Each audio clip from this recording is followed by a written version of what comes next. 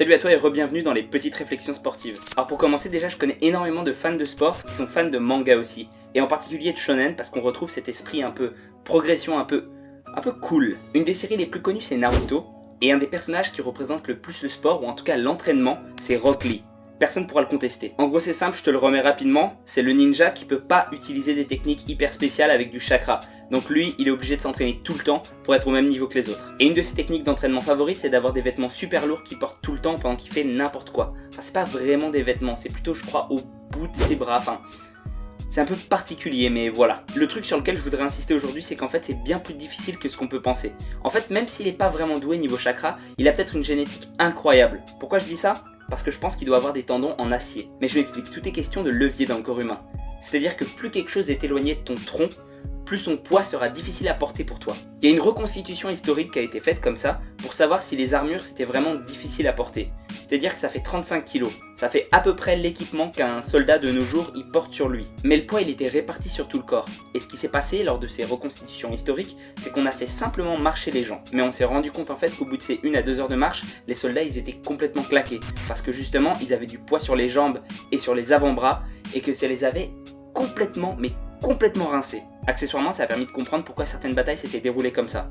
Parce que si les soldats avaient marché pendant super longtemps avant, ils étaient défoncés et ils se faisaient arracher la gueule. Donc pour en revenir à Rock Lee, ça veut dire que lui, qui les garde constamment et qui donc ne peut jamais se reposer véritablement, sauf peut-être quand il dort, mais bon, c'est pas suffisant si tu t'entraînes genre H24, ben il est vraiment super fort. Et comme je l'ai déjà dit, à un niveau génétique, Ça veut dire que sa capacité de récupération est tout simplement surhumaine. Il y a un manga en ce moment qui fait fureur et qui s'appelle My Hero Academia. Il y en a beaucoup qui disent d'ailleurs que c'est le successeur de Naruto. Toujours est-il qu'à un moment, le héros, Midoriya, il doit faire un entraînement pour pouvoir maîtriser ses pouvoirs. Mais pas un simple training montage de 2 ou 3 semaines. Non, il a 10 mois complets pour déblayer une plage de tous ses déchets hyper gros et hyper encombrant. Alors la question qu'on peut se poser c'est est-ce que cet entraînement aurait vraiment porté ses fruits?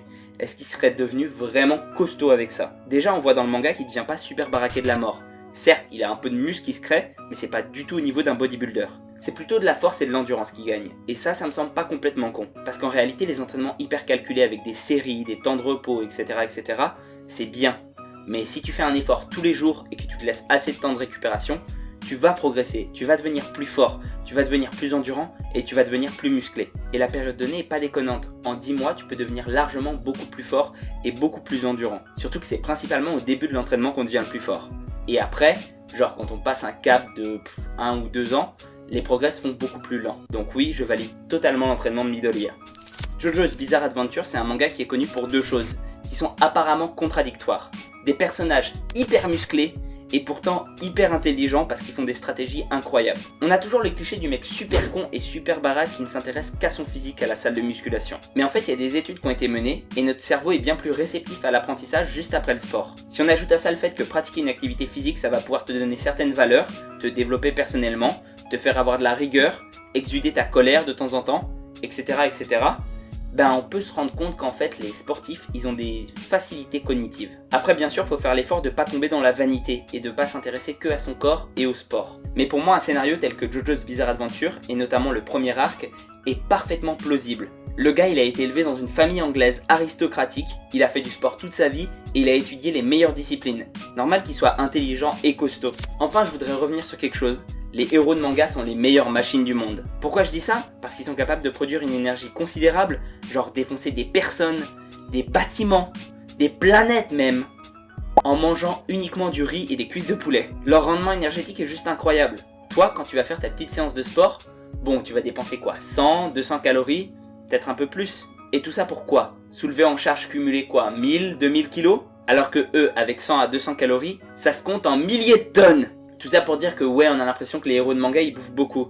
Genre Naruto, Luffy, ou même Sangoku. Mais faut bien se représenter qu'à l'échelle des efforts qu'ils produisent, c'est tout bonnement ridicule. Et sur ce, j'espère que je t'aurai diverti et appris 1 ou 2 choses. Prends soin de toi et à la prochaine.